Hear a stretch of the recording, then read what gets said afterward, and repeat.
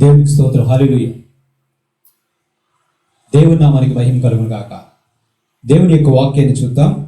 2 సమూయేలు 12:1 నుంచి చదువుతున్నాను. కావున యెహోవా నాతానును దావీదు నొద్దకు పంపెను. అతడు వచ్చి దావీదుతో ఇట్లనెను, ఒకానొక పట్టణమందు 2 మనుషులు ఉండేది, ఒకడు ఐశ్వర్యవంతుడు, ఒకడు దరిద్రుడు. ఐశ్వర్యవంతులకు విస్తారమైన గొర్రెలను కలిగి ఉండెను. అయితే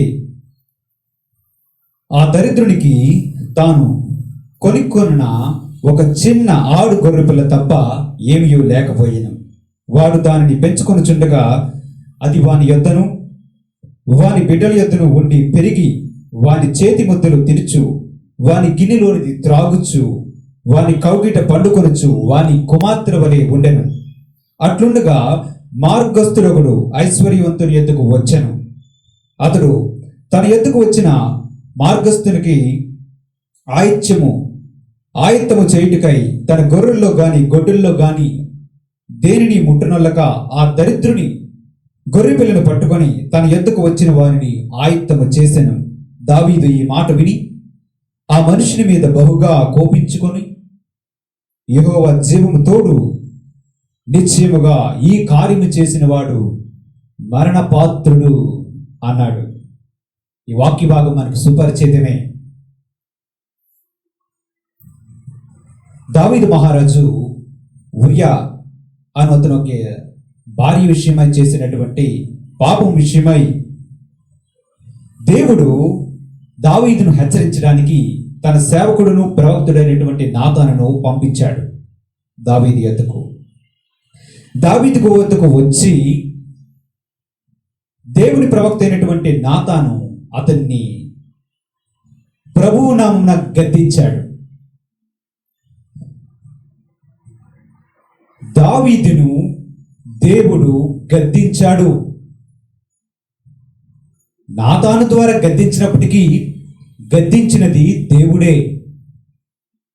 చూడండి, దేవుడు గద్దించు మనుష్యుడు ధన్యుడు. ఎవరైతే దేవుని చేత ప్రేమించబడతారో వారందరినీ దేవుడు గద్దిస్తాడు. వారు చేసినటువంటి పాప క్రియలను బట్టి వారు సరైన మార్గం నుంచి కాకుండా మార్గము తప్పి తిరుగుతునేటప్పుడు దేవుడు వారిని గద్దిస్తాడు. సర్వశక్తులకు దేవుడు గద్దించు మనుష్యుడు ధన్యుడు. దేవుడు నిన్ను గద్దిస్తే అది నీకు మంచిది. దేవుడు నిన్ను హెచ్చరిస్తే, నిన్ను సరిదిద్దుకోమని చెప్తే దాన్ని వినడం, గ్రహించడం నీకు ఎంతో అవసరమైనది. దేవుడు గద్దించు మనుష్యుడు ధన్యుడు. ఎవరినైతే దేవుడు ప్రేమిస్తాడో, ఒక తండ్రి తన సొంత కుమారులను గద్దించు రీతిగా ప్రభు అయిన దేవుడు తాను ప్రేమించినటువంటి పిల్లలను గద్దిస్తాడు. ఇక్కడ అదే పని చేస్తున్నాడు. దావీదు దగ్గరికి తన సేవకుడైనటువంటి నాతాను ప్రవక్తను పంపించి గద్దించాడు. గద్దించి ఆయనకు చెప్తున్నాడు, దావీదుకు చెప్తున్నాడు. దేవుడు చూడండి ఇక్కడ ఎలా చెప్తున్నాడు. ఒక ధనవంతుడున్నాడు, ఒక దరిద్రుడున్నాడు. ధనవంతుడికి కొన్ని గొడ్డులు ఉన్నాయి. అలాగే ఒక దరిద్రుడు కూడా ఒకటి కొనుక్కున్నాడు, ఒక గొర్రె పిల్లని. దాన్ని ఎంతో ప్రేమగా చూసుకుంటున్నాడు, తన చేతి ముద్దలు తినిపిస్తున్నాడు. ఆ గొర్రె పిల్ల తన కుమార్తెలాగి తన ఒడిలో పట్టుకుంటుంది. ఎంతో ప్రేమగా ఆ దరిద్రుడు ఆ గొర్రె పిల్లను చూసి ఆనందిస్తూ ఉన్నాడు. అయితే ఒకానొక దినమున ఒక మార్గస్థుడు, అంటే ఎవరో ప్రయాణం చేస్తూ ఆ ఐశ్వర్యవంతుడు దగ్గరకు వస్తే, ఆ ఐశ్వర్యవంతుడు తన దగ్గర అనేకమైనటువంటి గొడ్డులు ఉంటే వాటిని భోజనం కోసం వాటిలో ఒకటిని తీసి ఆ మార్గస్థుని కొరకు సిద్ధపరచకుండా ఒక దరిద్రుడి దగ్గర ఉన్నటువంటి ఒకే ఒక గొర్రె పిల్లను తీసుకొని దాన్ని సిద్ధం చేసి ఆ మార్గస్థునికి భోజనం సిద్ధపరిచాడు అని చెప్పాడు. చూడండి, దేవుడు మాట్లాడుతునేటప్పుడు డైరెక్ట్గా మాట్లాడలేదు. మన దేవుడు ఉపమాన రీతిగా మాట్లాడే దేవుడు. చూడండి, అనేక మందికి దేవుడు మాట్లాడుతూ ఉంటాడు. ఎలా మాట్లాడుతూ ఉంటాడు? దర్శనాలు ఇస్తాడు. లేదా కలల రూపంలో మాట్లాడుతూ ఉంటాడు. మన దేవుడు ముఖాముఖిగా మాట్లాడగలడు. ముఖాముఖిగా మాట్లాడాలంటే మోషే వంటి ప్రవక్త వలె ఉండాలి మనం. దేవుని యొక్క వాక్యం సెలవిస్తుంది కదా, నా సేవకుడైనటువంటి మోషే అట్టివాడు కాదు, నేను ముఖాముఖిగా అతనితో మాట్లాడుతాను, గూఢభావములతో మాట్లాడను అని మాట్లాడాడు దేవుడు. మనతో స్వయంగా మాట్లాడాలంటే, ఆయన ముఖాముఖిగా మాట్లాడాలంటే, గూఢభావంతో కాకుండా స్వయంగా డైరెక్ట్గా అర్థం వచ్చినట్లు మాట్లాడాలంటే మనం మోషే వలె ఉండాలేమో. దేవుడు ఈ భూమి మీద ఉన్నప్పుడు కూడా ఉపమాన రీతిగా మాట్లాడడం మనం చూస్తాం. ఆయన చిన్న చిన్న ఉపమాన రీతులతో అనేకమైనటువంటి పరలోక సత్యాలను ఆయన భూమి మీద నివసించినప్పుడు ప్రకటించాడు.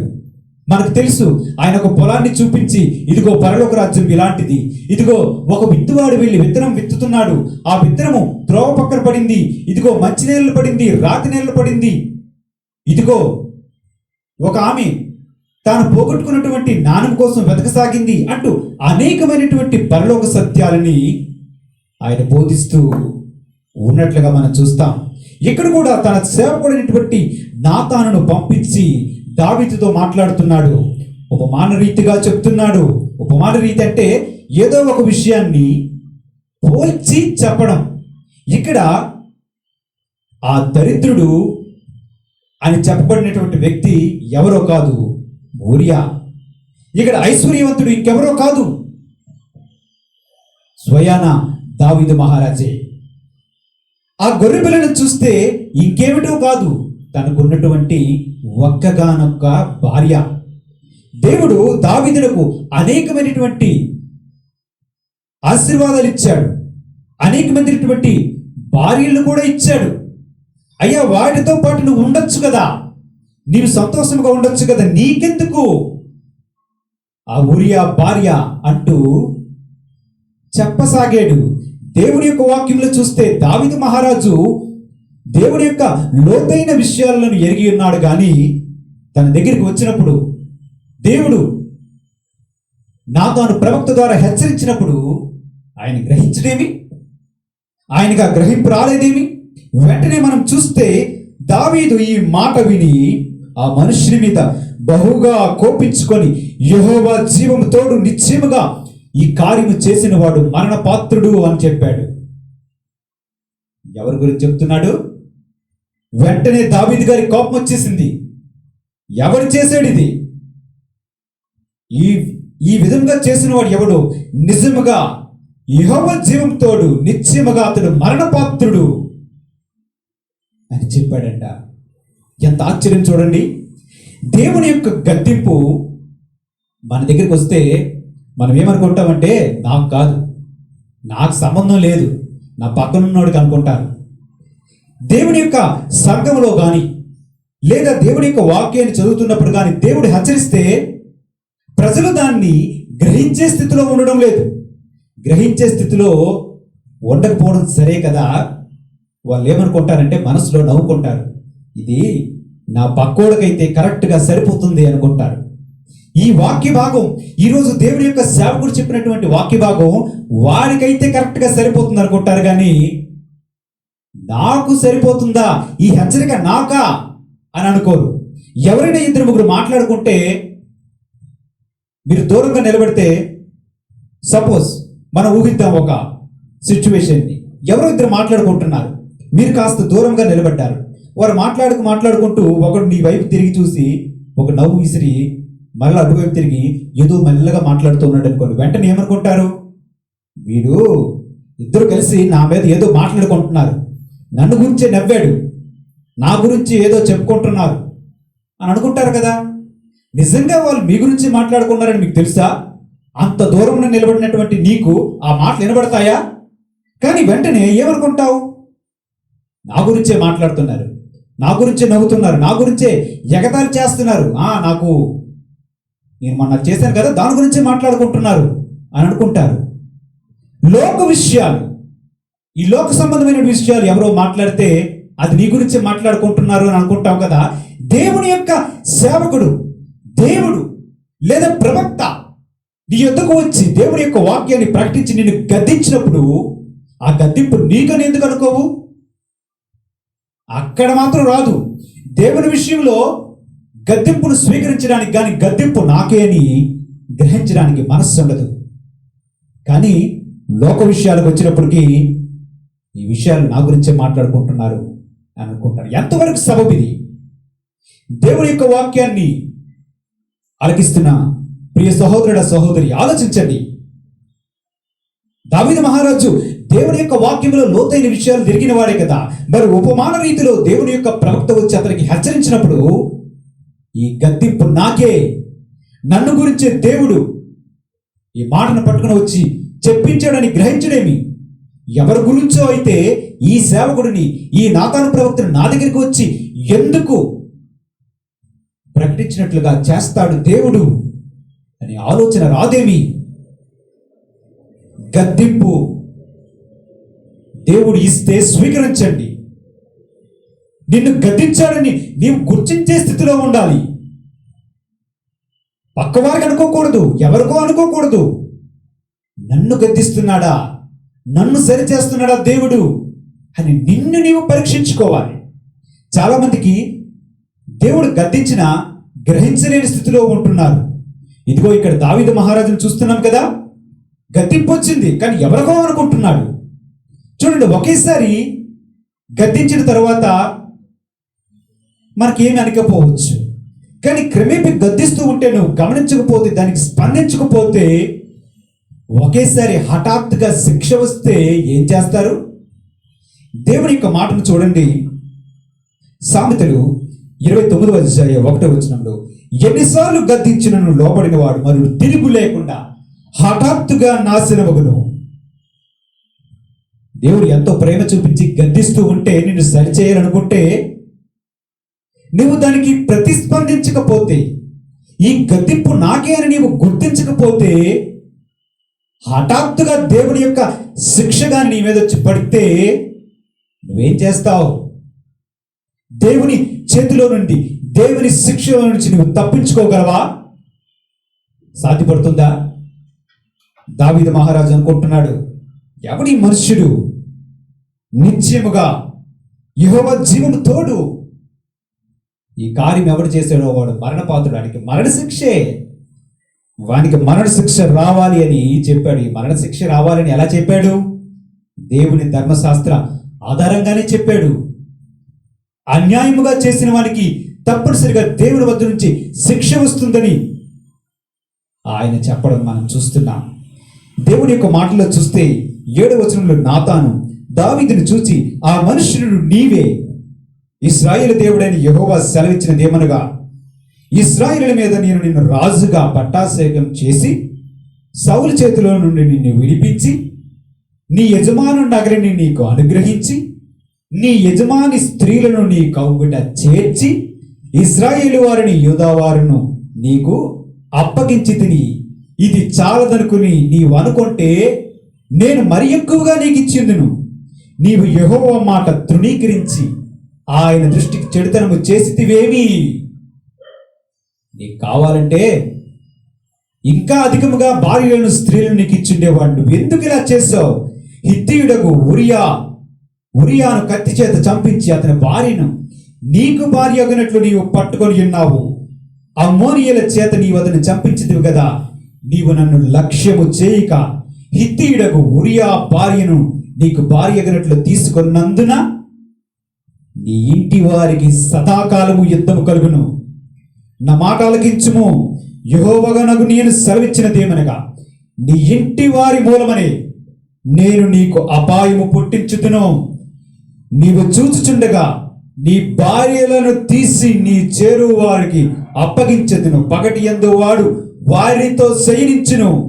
నీవి కార్యము రహస్యముగా చేసితివి గాని ఇశ్రాయేలీయులందరూ చూచుచుండగా పగటి యందే నేను చెప్పిన దాన్ని చేయుదును అనెను. చూడండి దేవుని యొక్క శిక్ష, చూడండి దేవుని యొక్క తీర్పులు, చూడండి దేవుని యొక్క ఆయన యొక్క తీర్పులు, ఆయన యొక్క ప్రకటనలు మనం చూస్తే ఎంతో భయపడాలి. ఆయన చేసింది ఏంటి? 2 పాపములు చేశాడు. ఒకటి, తన పొరుగువాని భార్యను ఆశించి ఆమెను పాడు చేసిన ఒకటి. రెండవది, తన పొరుగు వానిని చంపించెను. ఒకటి నరహత్య, రెండవది వ్యభిచారం. ఈయన చేసినటువంటి ఈ రెండు కార్యక్రమాలకి దేవుడు చెప్పిన శిక్షలను చూడండి. దేవుడు చెప్పిన శిక్షలు గమనిస్తే, మొదటిది, నీ ఇంటి వారికి సదాకాలము యుద్ధములు కలుగును.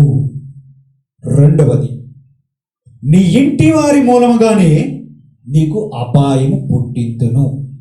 మూడవది, నీవు చూచుచుండగానే నీ భార్యలను తీసి నేను అప్పగించెదను. మనము ఇంకా చూస్తే 13వ వచనములో దావీదు అతడు నాతానుతో, నేను పాపము చేసి తిని అని చెప్పగా, నాతాను, నీవు చావకుండునట్లు యెహోవా నీ పాపమును పరిహరించెను అని చెప్పాడు. అంటే దావీదు చావవలసి ఉన్నది. అంటే 4 శిక్షలు రావాల్సి ఉంది. మొదటిది, అంతవరకు సమాధానముగా ఉన్నటువంటి ఇల్లు, నీ ఇల్లంతా సమాధానంతో నిండి ఉంది. ఇదిగో నీవు చేసినటువంటి ఈ పాపం వలన, ఈ క్రియ వలన నీ ఇంటిలో ఉన్నటువంటి సమాధానం కోల్పోతారు. ఇది మొదటి శిక్ష. రెండవది, నీ ఇంటి వారే నీకు అపాయము చేకూరుస్తారు. మూడవది, నీ భార్యలని ఇతరుల చేతులకు అప్పగిస్తాను. చూడండి, ఆయన చేసిన క్రియలకు దేవుడిచ్చిన తీర్పులు చూడండి. నాలుగవది, చెప్పకనే చెప్పాడు దావీదు. చెప్పిన తరువాత నాతాను ప్రవక్త ఏం చెప్తున్నాడు? నీవు చావకుండునట్లు యెహోవా నిన్ను పరిహరించాను, నీ పాపమును పరిహరించాను. అంటే నాలుగవది, దావీదు చావవలసి ఉండెను. చూడండి, దేవుని యొక్క శిక్షలు, దేవుని యొక్క న్యాయములు ఎంత గొప్పవో గమనించండి. దేవునికి పక్షపాతం ఉండదు. తన వారా, తను నమ్ముకున్నవారా, తను నమ్మని వారా అనేది ఇక్కడ ముఖ్యము కాదు. నీవు పాపము చేశావా, నీవు నా ఆజ్ఞకు వ్యతిరేకముగా ప్రవర్తించావా, జాగ్రత్త. నీవు నన్ను ఎరిగియు నీవు శిక్షకు పాత్రుడగినట్లుగా నేను నువ్వు చేసుకోకూడదు. నీవు నన్ను ఎరిగియు నీవు పాపము చేస్తే నా శిక్షల నుంచి నీవు తప్పించుకోలేవు. నీ ఇంటిలో సమాధానం కోల్పోతావు. చాలా, నీ భార్యలను పొరుగు వారికి ఇస్తాను. నువ్వు ఒకటి తీసుకున్నావు, నీ భార్యలందరినీ నేను ఇస్తా. చూడండి, మనుషులు మనం ఏమి కొలత చేత కొలుస్తామో అదే తిరిగి మనకు వస్తుంది. మనం ఏమి విత్తుతామో అదే తిరిగి కోస్తాం.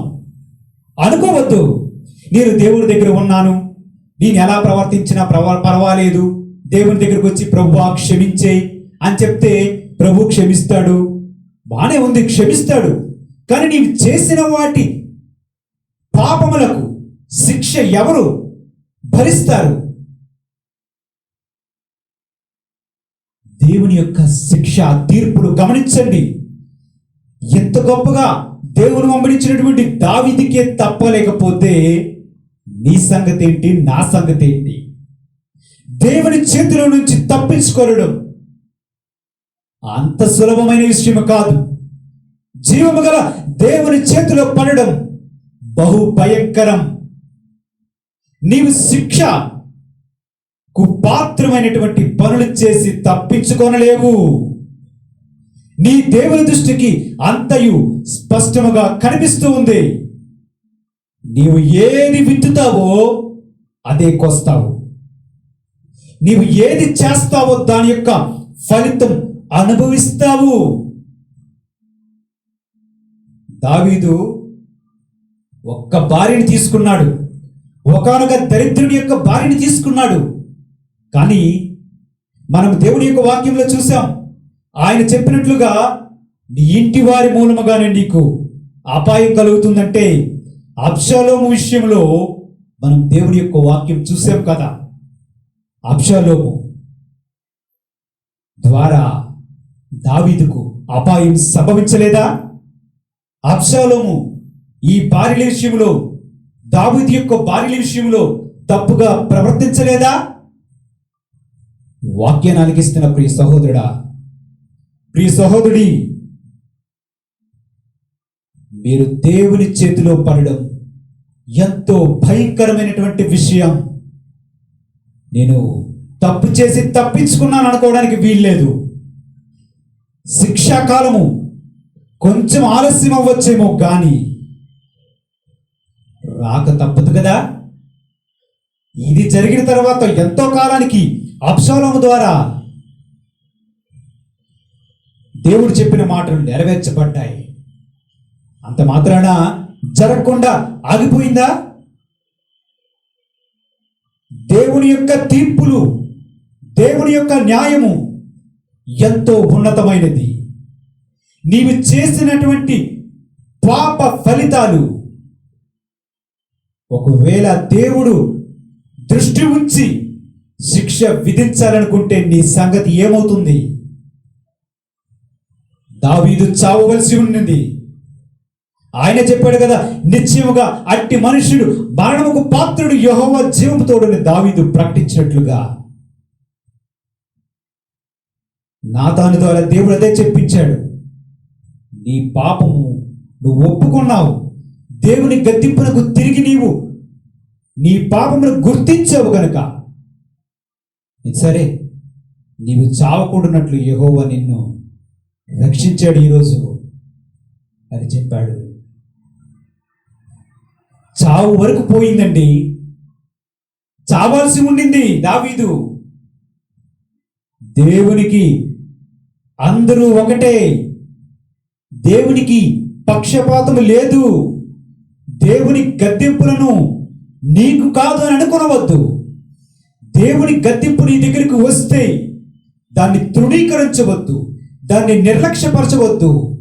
దావీదు వెంటనే నేను పాపం చేశానని ఆ గద్దింపునకు లోబడి ఒప్పుకున్నాడు. తన ప్రాణాన్ని దక్కించుకున్నాడు. కనీసం ఆ 4 రకాల శిక్షలో కనీసం తన ప్రాణాన్ని దక్కించుకునే ఆ శిక్ష నుంచి తను తాను రక్షించుకోగలిగాడు. దేవుని యొక్క వాక్యాన్ని ఆలకిస్తున్నటువంటి ప్రియ సహోదరుడా, సహోదరి, నీవు పాపము చేసి క్రీస్తు వద్దకు వచ్చి ఆయన రక్తములో కడగబడి మరలా పాపమునకు నువ్వు చోటిస్తే నీ గతి ఏమవుతుంది? దేవుని యొక్క మాటలో చూస్తే 14వ వచనంలో, అయితే ఈ కార్యము వలన యెహోవాను దూషించుటకు ఆయన శత్రువులకు నీవు గొప్ప హేతువు కలుగజేసితివి గనుక నీకు పుట్టిన బిడ్డ నిశ్చయముగా చచ్చునని దావీదుతో చెప్పి తన ఇంటికి వెళ్ళిపోయాను. నాతాను ప్రవక్త చెప్పాడు. సరే, కానీ నీవు ఈ కార్యం చేసావో చూసావా? దీని వలన నీ శత్రువులకు, వారు దేవుణ్ణి దూషించడానికి నువ్వు ఒక అవకాశం ఇచ్చావు. దీని యొక్క శిక్షా ఫలితం ఏంటో తెలుసా? నీ బిడ్డ చచ్చిపోతుంది. మనం 4 రకాల శిక్షలు చూసాం. ఇప్పుడు మనము చేసినటువంటి పాపము మన వరకే ఆగిపోతే అది ఒక రకమైనది. మనము చేసినటువంటి పాపము, మనము చేసినటువంటి క్రియలు దేవుని నామమునకు దూషణ కలిగిస్తే, దేవుని నామాన్ని ఇతరులు ఎత్తి చూపించి వీరు క్రైస్తవులా, ఇలాగ ప్రకటిస్తారా, వీళ్ళు చేసింది ఏంటి, వీళ్ళు చెప్పేవి నీతులు, వీరు చేసే క్రియలు ఇవా అని ఎవడైనను నీ క్రియను బట్టి, నీవు చేసిన పాపమును బట్టి దేవుని నామమును ఎత్తి చూపి దేవుని దూషిస్తే దానికి కూడా శిక్ష ఉంటుంది కదా. 4 శిక్షలతో అక్కడ జరిగిపోలేదు. 5వ శిక్ష, నీవు నీ శత్రువులకు అవకాశం ఇచ్చావు.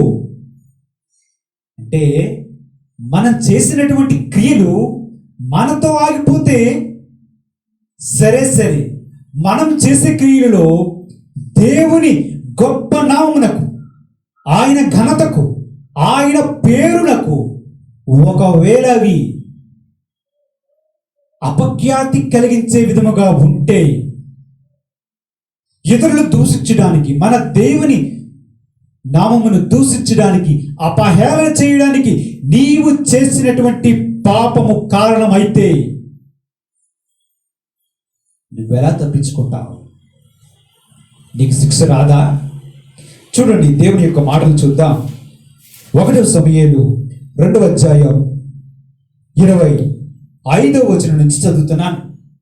నరునికి నరుడు తప్పు చేసిన ఎడల దేవుడు విమర్శ చేయును గాని, ఎవరైనను యెహోవా విషయములో పాపము చేసిన ఎడల వాని కొరకు ఎవడు విజ్ఞాపన చేయును?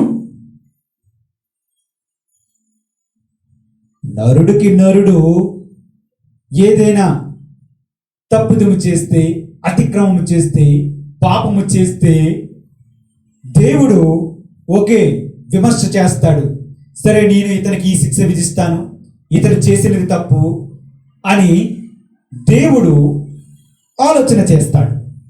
ఒకవేళ ఆ మనిషే, ఆ నరుడే దేవునికి విరోధముగా పాపము చేస్తే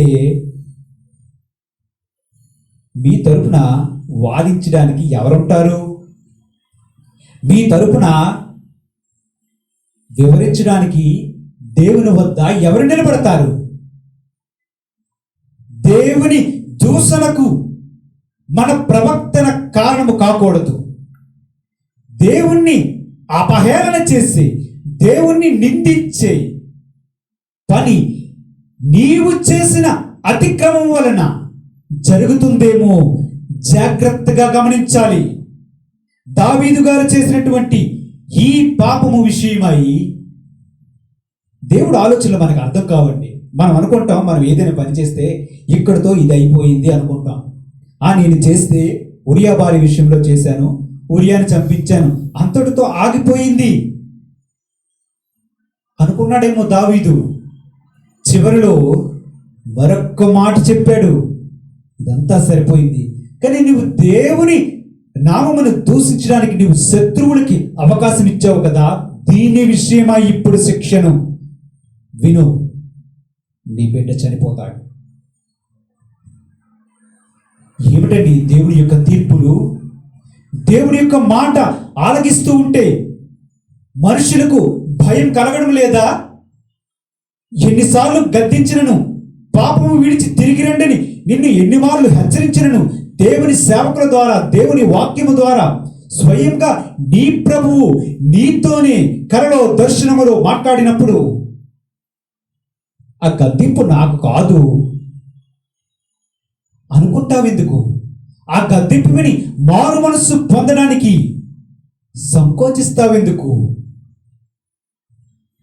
దేవుని యొక్క తీర్పులను అర్థం చేసుకోలేము. దేవుని యొక్క మహాజ్ఞానంతో కూడినటువంటి న్యాయమైన తీర్పులు మనము అర్థం చేసుకోవడం సాధ్యపడదు. దాని యొక్క పర్యవసానాలు ఎన్నెన్నో నీవు నేను గుర్తించలేము. ఒక భార్య విషయంలో చేసిన తప్పు, ఒక వ్యక్తి విషయంలో చేసిన తప్పు ఎన్ని ప్రాణాలకి ప్రమాదం, జీవితంలో ఎంతగా వారి శ్రమను అనుభవించడానికి కారణమవుతుంది ఆలోచించారా ఎప్పుడైనా? ఇంటి వారి విషయమై ఎందుకు శిక్ష రావాలి? దేవుడు మాట్లాడుతున్నప్పుడు చూసారా, నీ ఇంటి వారికి సమాధానం కోల్పోతారు. ఇదిగో నీ భార్యలను తీసి వేరే వారికి ఇస్తాను, ఇదిగో నీ బిడ్డ చనిపోతుంది. పాపము చేసింది దావీదైతే ఇంటివారేం చేశారు? పాపము చేసింది దావీదైతే భార్యలేం చేశారు? పాపము చేసింది దావీదైతే ఆ చిన్న బిడ్డ, అభంశుభం తెలియనటువంటి ఆ బిడ్డ ఏం చేసింది లేదా ఏం చేశాడు? తల్లిదండ్రుల దోషములు, ఇంటి పెద్దవారి దోషములు నీ కుటుంబం మీదకు వస్తుంది, నీ ఇంటి వారి మీదకు వస్తుంది. నీవు ఇంటి పెద్దవైతే నీవు చేసిన పాపములు, దోషములు నీ ఇంటి వారి మీదకు రావడానికి నీవు కారణమేమో. నీవు చేసినటువంటి పాపములు నీ భార్య మీదకు వస్తుంది. నీవు తండ్రి అయితే నీ కుమారుల మీదకు వస్తుంది. నీవు తల్లి అయితే నీ కుమారులు కుమార్తెల మీదకు వస్తుంది. తల్లిదండ్రులు చేసినటువంటి పాప దోషములు వారి మీదకి రావడానికి నీవు కారణమవుతావు. దావీదు గారు చేసినటువంటి ఈ పాపం వారి ఇంటి సమాధానం కోల్పోవడానికి కారణమైంది.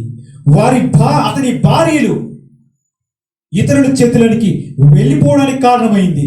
అతని బిడ్డ చనిపోవడానికి కారణమైంది. ఎవరో చేసిన పాపం ఎవరెవరి మీద పడుతుంది ఆలోచించారా?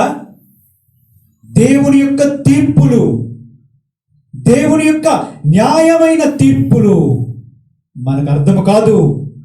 దాని యొక్క తీవ్రమైనటువంటి పర్యవసానాలు నువ్వు ఎదుర్కోలేవు సుమా. జీవము గల దేవుని చేతిలో పడడం బహు భయంకరం సుమా. నీ తల్లిదండ్రుల దోషములు నీ మీదకి రాకుండా ఉండాలండి. ఓ తల్లిదండ్రులారా, ఓ తల్లి, ఓ తండ్రి, నీవు చేసిన పాపం నీ కుమార్తెలకు, నీ కుటుంబానికి కారణమవుతుందేమో. నీ పాపం వారి అభివృద్ధికి, వారు ముందుకు పోకుండా ఉండడానికి అడ్డంకముగా ఉందేమో, కారణమేమో గమనించు. నీ దోషములు, నీ పాపములు నీ కుమార్తెల మీదకు, నీ కుటుంబం మీదకు రాకుండా దేవుణ్ణి వేడుకోండి. ఒకవేళ దేవుడు కరుణించి కనికరించునేమో. దావీదు ఎంతో భక్తి గలవాడు. 7 మార్లు ప్రార్థన చేసేవాడు. ఏమైంది? దేవుడు అన్యాయస్తుడు కాదు సుమా. దేవుడు పక్షపాతి కాడు సుమా. దేవుడు మనుషులను జాగ్రత్తగా పరిశీలన చేయువాడు. నువ్వెవరైనా సరే, నువ్వు ఎంత గొప్పవాడవైనా సరే, నువ్వు ఎంత గొప్పగా దేవుని ఎంత ఉన్నా సరే, నీవు దేవుని వెంబడించువాడవైనను, దేవుణ్ణి ఎరుగునవాడవైనను సరే, ఓ తల్లిదండ్రులారా, దావీదు చేసినటువంటి పాపం ఆ ఇంటిలో సమాధానం లేకుండా పోవడానికి కారణమైంది. దావీదు చేసినటువంటి పాపం, అసలు పాపానికి సంబంధం లేని భార్యలు ఎందుకలా అవమానించబడ్డారు? అతడు రహస్యముగా చేసినది ఇప్పుడు ఊరంతా తెలిసినట్లుగా పట్టపగలే ఎందుకు ఇలా జరిగింది? ఎందుకింత ఘోరమైన అవమానం? ఎందుకింత వారి ఇంటిలో అసమాధానం? ఎందుకు వారి బిడ్డ చనిపోవడానికి దావీదు కారణమయ్యాడు? ఇంటి పెద్దవారి దోషములు కాదా? తల్లిదండ్రుల దోషము కాదా? నేనేం చేసినా నా కుటుంబం కోసమే అనుకుంటున్నారేమో. కుదరదు. నేను ఎన్ని అన్యాయాలు చేసినా, ఏది చేసినా నా పిల్లల కోసమే అనుకుంటున్నారేమో. మీ దృష్టికి అది బాగా కనిపిస్తుందేమో, కానీ దేవుని దృష్టిలో అది న్యాయమైనది కాదు. ఈరోజు దేవుని యొక్క వాక్యాన్ని ఆలకిస్తున్న ప్రియ సహోదరుడా, సహోదరి, దేవుడు నిన్ను గద్దిస్తే గుర్తించు. దేవుడు నిన్ను గద్దిస్తే నాకు కాదు అనుకునవద్దు. దావీదు చేసినటువంటి ఆ ఒప్పుకోలు తన ప్రాణాన్ని రక్షించగలిగింది. ఈరోజు నీ సంగతి ఏంటి? ప్రార్థన చేసుకుందాం. స్తోత్రముల ప్రభువా, తండ్రి, కుమార, పరిశుద్ధాత్మ తండ్రి, మీ పాదములకు వందనాలు, స్తుతులు, స్తోత్రములు తండ్రి. ఎందరైతే ఈ వాక్యాన్ని ఈరోజు ఆలకిస్తున్నారో నీవు వారితో మాట్లాడము ప్రభువా. ఇదిగో దేవా తండ్రి, గద్దింపు వారి దగ్గరికి వచ్చినప్పుడు వారు దాన్ని అర్థము చేసుకునే కృప వారికి దయచేయము తండ్రి. గద్దింపునివి తిరుగునట్లుగా వారికి మారు మనస్సు దయచేయము తండ్రి. వారు చేసినటువంటి పాప దోషములు వారి కుటుంబాల మీదకు రాకుండా వారు తమను తాము రక్షించుకునేటట్లుగా తెలివిగా వ్యవహరించే కృప దయచేయము తండ్రి. తల్లిదండ్రుల దోషములు కుటుంబాల మీదకు వచ్చి ప్రభువా తండ్రి ఎంతో నష్టాన్ని అనుభవించవలసి ఉంటుందని నీవిచ్చిన వాక్యములో నీవు తెలియజేసినందుకు మీకు వందనాలు ప్రభువా. దేవా ఈ వాక్యాన్ని వారి హృదయంలో ఫలింపచేయమని మా ప్రభువును రక్షకుడైన యేసుక్రీస్తు నామమున అడుగుచు ప్రార్థన చేస్తున్నాను తండ్రి. ఆమేన్.